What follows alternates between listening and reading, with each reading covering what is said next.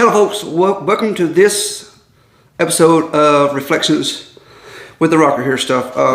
For those who've seen some of the videos or talked to me or just know my history and stuff, you know the love and the respect I have for this man on my shirt. I'm a Mr. Wrestling number 2.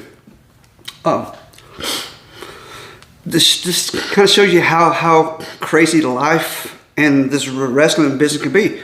This man over at Wrestling 2 was the inspiration that I had at a really young age to become a pro wrestler.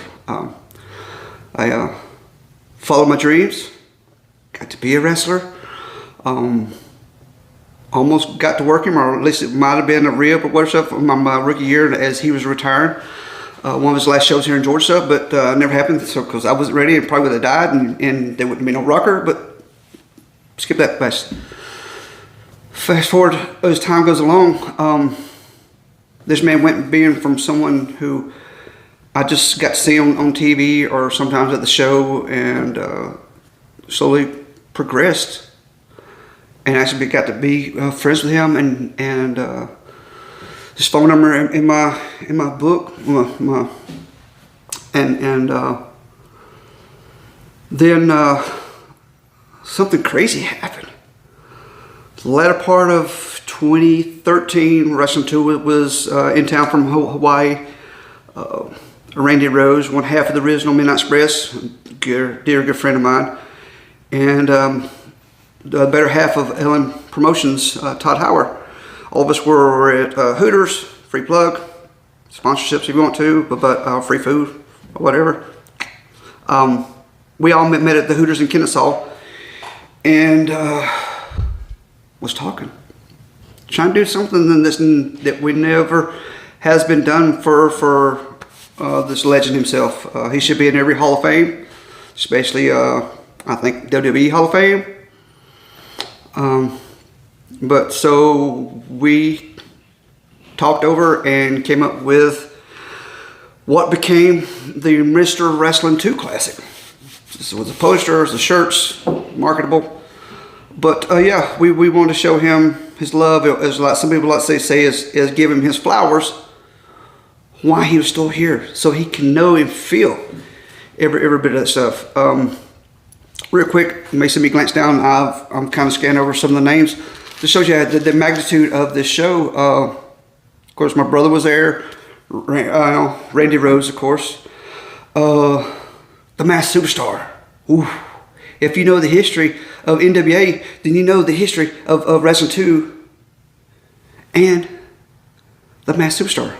That was huge. That was like a huge mark moment for me to have my book, and I have a photo that kind of goes with this later on in the slideshow. Mr. Lana, who had a big feud with him. Mr. Wrestling, number 3. Steve Kringle came in for the show like that. So, you know, Pat Rose, Jack Lore, Mac McMurray, Bobby Simmons, Scrappy McGowan, Kenny R, Mr. Olympia, another masked man who had a deal with his stuff, Ranger Ross, Ben Masters, the Golden Boy Chick Donovan, Hillbilly Festus, Charlie Smith, Mike Golden, Scott East, Jimmy and Burger Powell, Thunderbolt Patterson, a radio celebrity who's no longer with us, Rhubarb Jones, Joyce Grable, Susan Green. I mean, it was just like a who's who came out for this minute. But I missed your name, I apologize. It's just a lot to take in and bring it back into this sales loss. So yeah, so you see this was a big event, all to honor this man here stuff. And at the night of the show, he kept his mask on the whole night. Stayed in as Mr. Wrestling 2, not his other persona. But he's at his merchandise table and signed whatever you brought to him, and it wasn't Russian, so he stayed the whole show until the very last person who wanted an autograph or that personal time with Wrestling 2 got it. It wasn't like get on, go down the road next. No, he was like if it was 2 minutes or 15 minutes, he knew that was his night, And he took in every bit of the tension with the fans, and you know, that's what made him so great and such a legend.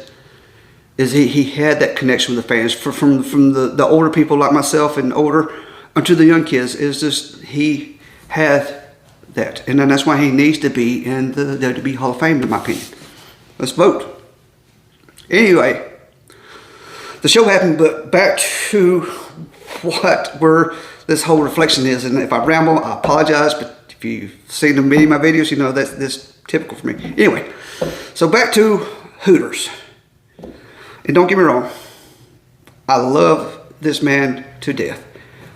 The most highest peak of respect you could give this person, that's where he's at. But what happened on this particular night at Hooters in Kennesaw in 2013, I wasn't there for the Last Supper, but I'm pretty sure they didn't do it neither. Because this is like one of the things on my list.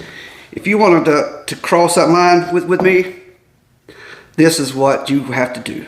And as the old saying goes, I don't even do it with legends.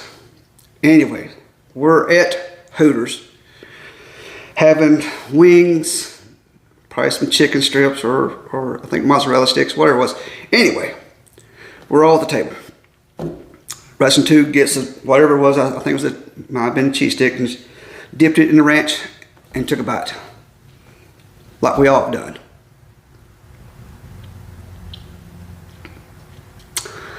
But then he crossed the line.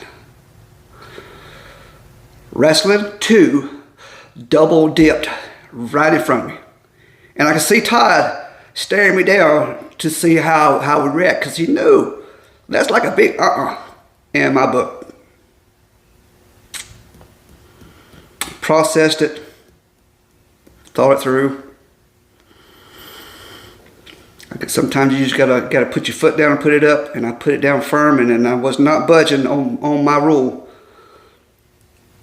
So Wrestling 2 looked at me, I looked at him, and I go, "Here, you can have the rest of this dip. I'll get some more for us." See, people? Not even with legends will I break my morals and double dip. Most of my family knows. Nope. And it still stands true to this day. So I hope you enjoy this rambling on. And we're roundabout having dinner anywhere. Don't double dip. It's a no-no. It's a sin. As Poops and Pops like to say, peace, love, please don't double dip. See ya.